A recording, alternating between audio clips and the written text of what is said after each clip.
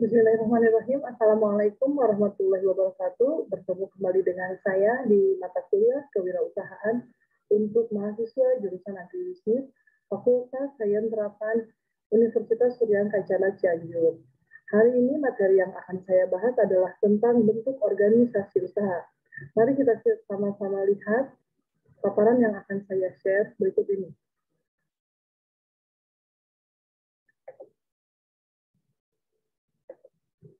Bentuk organisasi usaha. Nah, sebelumnya kita bahas dulu manajemen dan organisasi. Apa itu manajemen? Beberapa orang berikan pendapat tentang manajemen. Manajemen adalah alat untuk mencapai tujuan melalui orang lain, atau proses dari perencanaan, pengorganisasian, pelaksanaan, dan evaluasi, kemudian proses pengelolaan suatu kegiatan atau usaha dari awal hingga perusahaan tersebut berjalan dan bangkrut. Ada juga yang menyebutkan bahwa manajemen adalah alat untuk mencapai suatu tujuan dengan melalui suatu proses. Nah, sedangkan organisasi sendiri adalah tempat atau wadah untuk mencapai suatu tujuan yang sudah ditentukan.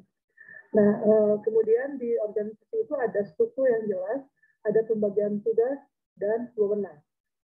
Nah, jenis-jenis organisasi ditinjau dari pimpinan puncak, ada yang satu orang pimpinan puncak, ada yang lebih dari satu orang, seperti PT dan firma. Berdasarkan hubungan wewenang, ada wewenang lini, wewenang staf, dan wewenang fungsional. Bentuk organisasi, struktur organisasi itu yang pertama organisasi garis atau lini, yang kedua organisasi lini dan staf, yang ketiga organisasi fungsional. Ciri-ciri organisasi garis atau lini, karyawan sedikit, struktur organisasi sederhana dan kecil, pucuk pimpinan sama dengan pemilik perusahaan, kemudian pucuk pimpinan merupakan sumber kekuatan tunggal segala keputusan atau kebijakan dan tanggung jawab berada pada satu tangan. Kemudian hubungan atasan dan bawahan bersifat langsung, jadi kita kalau sebagai staf bisa langsung berhubungan dengan direktur utama. Kemudian pimpinan dan karyawan saling mengenal, kemudian kepala unit bertanggung jawab atas unitnya, tingkat spesialisasi belum tinggi.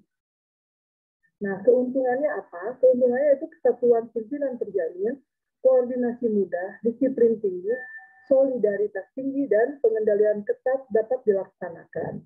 Karena memang jumlah karyawannya masih sedikit. Kelemahannya adalah tujuan pribadi pimpinan tidak dapat dibedakan dengan tujuan organisasi, sehingga kadang-kadang nampak tidak profesional.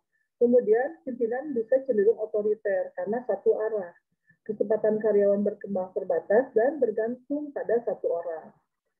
Nah, untuk organisasi yang kedua yaitu lini dan staf, terdapat satuan komando, wewenang lini dan wewenang staf, dan pimpinan mempunyai staf.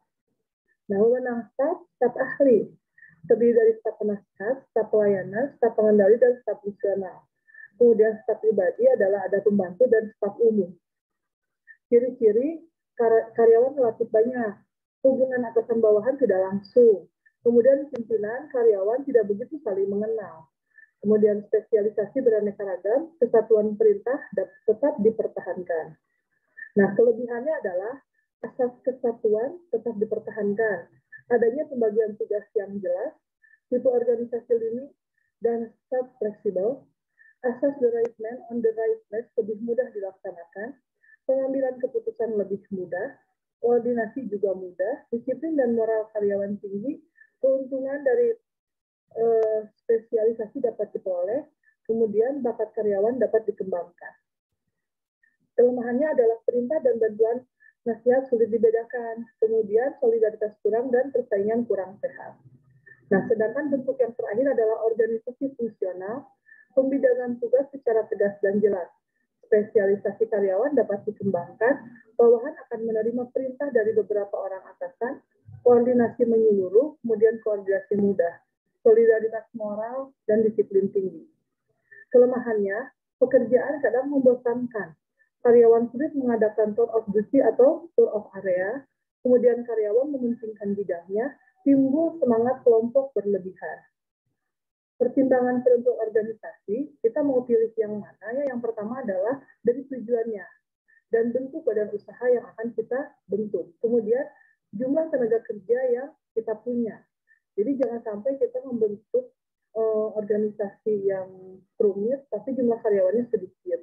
Kemudian jumlah aktivitas, fleksibilitas, dan efisiensi. Demikian paparan hari ini. Mudah-mudahan ada manfaatnya. Terima kasih atas perhatiannya. Assalamualaikum warahmatullahi wabarakatuh.